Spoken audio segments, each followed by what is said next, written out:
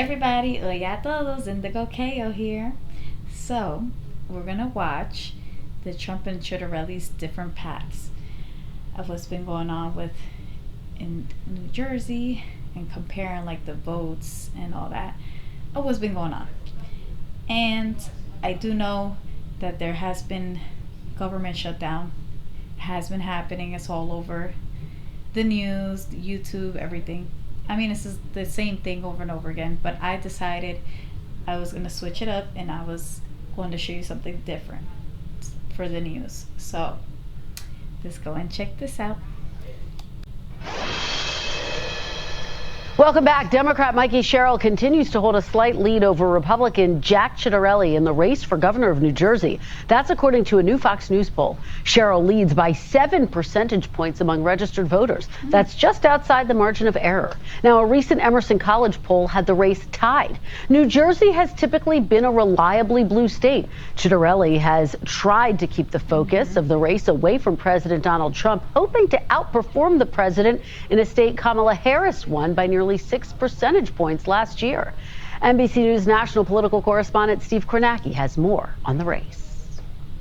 All right, we know New Jersey's a blue state, but Republicans have made gains in the two most recent statewide elections. We're going back here to 2020, just show you. Remember, Joe Biden crushed Trump here by 16 points. But what happened the next year, 2021? Jack Ciattarelli, this was the last time he was running for governor. He only lost by 3 points. He made big improvements in 2021 compared to Trump in 2020. And then Trump himself last year in New Jersey, he lost the state by a little bit less than 6 points. Again, Trump made big improvements in 2024 compared to that low water mark in 2020. So 2 straight elections for Republicans statewide with 2 big improvements in New Jersey. Interestingly, though, they're not improving in the same areas in those 2 elections. Ciattarelli and Trump each made big gains, but they made gains with different voters in different places. Show you what I mean here. These are the places where Ciattarelli made really big gains in that 2021 campaign, where Trump really didn't make many or any gains at all in 2024. And you notice here, the areas where Ciattarelli really outperformed Trump, more heavily white, higher income, look at this, higher concentration of college. Yeah, if you really look at it, it does have the percentage of it. Okay. Degrees. A good example of this kind of place would be, this is a suburban township, Chatham, New Jersey, a suburb of New York City. And you can see here, look, Trump got blown out here last year by Kamala Harris. Ciattarelli actually carried it when he ran for governor last time. Again, heavily white, very high income, extremely high concentration of college degrees, the type of voter we've seen that Trump has really struggled with nationally. They were willing to vote for Ciattarelli, not willing to vote for Trump. Now, Trump was not president in 2021 when Ciattarelli won a place like Chatham Township. Trump, of course, is president now. So what will those voters do? Are they still going to be comfortable voting for Ciattarelli with Trump back in the White House? Or are they going to be looking to send a message to Trump and the Republicans and vote against Ciattarelli? Other side of it, where did Trump make much bigger gains than Ciattarelli? Well, last year when Trump got close in New Jersey, he did it in places that were heavily non-white, lower income, more blue collar. Okay, yeah, I can see. So they're just basically comparing Trump and Ciattarelli's different types of paths and how they gained New Jersey. Okay.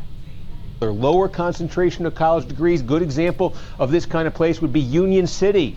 This is across the Hudson River from New York City. And again, Trump lost it, but he only lost by 17 points.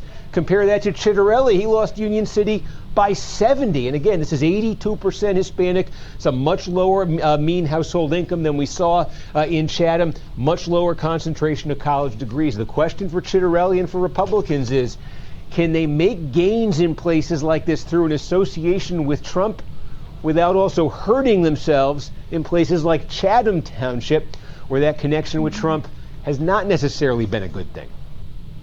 So I can definitely see that there's going to be people that they prefer like Ciattarelli but never preferred Trump in those certain areas, and where who was like where Ciattarelli was probably less popular, where Trump was more popular, or the opposite, like Trump was less popular and Ciattarelli was more popular. Like depending on the towns, the city, the county, you know, there is a big difference. Like when it comes to like a president and a governor. And I have to say, New Jersey, they've always picked very good governors. Like they have actually been much better than a lot of other governors that I've seen in other states.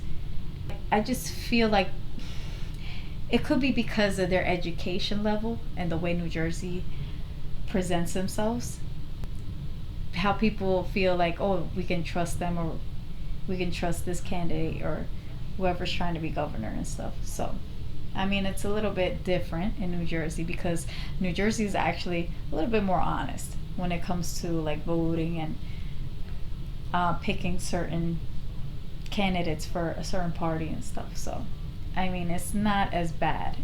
But when it comes to this whole voting Ciattarelli with versus Mikey Sherrill, I'm still gonna stick with what I told you in my other video, that I'm still not gonna get involved of voting because both sides have always been a problem to me.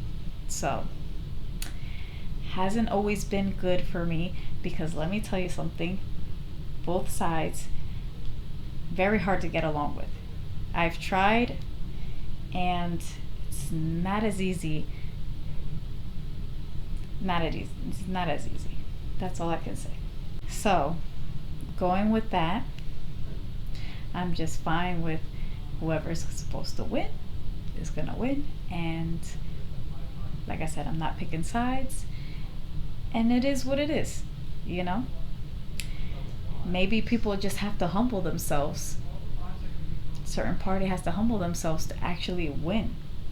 You know, sometimes you can't just be too prideful and be arrogant as a person. You actually have to be more considerate and be humble if you actually want your party to win, of which one that you would like to get though. So I'm still sticking with not getting involved, but the best thing to do, pray for the best. Whoever wins, you know, just pray for the best. But I mean, that's just the way it is. New Jersey has always been like that. I basically lived here all my life. I have, you know. So they've always been intelligent and smart on picking who's who. A lot of people are very educated, I can at least say. But New Jersey will pick who they'll want to pick. I mean, things have changed from back then to 2025 right now. It's not the same. The New Jersey, the way I grew up with, where everyone was actually had more manners, and let's just say, yeah, they would have their attitudes. It was like a Jersey attitude type when I was growing up, but very educated, like as always. So, all right. I hope you like this video and let me know what you think. And in the comments, just let me know what you think, if it's with the Ciattarelli versus the Sherrill, if you're still voting for this coming election, or comparing to the Trump and Ciattarelli's different types of paths, how they gain New Jersey, and that they're different types of ways. So, all right, so I'll see you next time. Don't forget to like, share, and subscribe. Peace. Wee.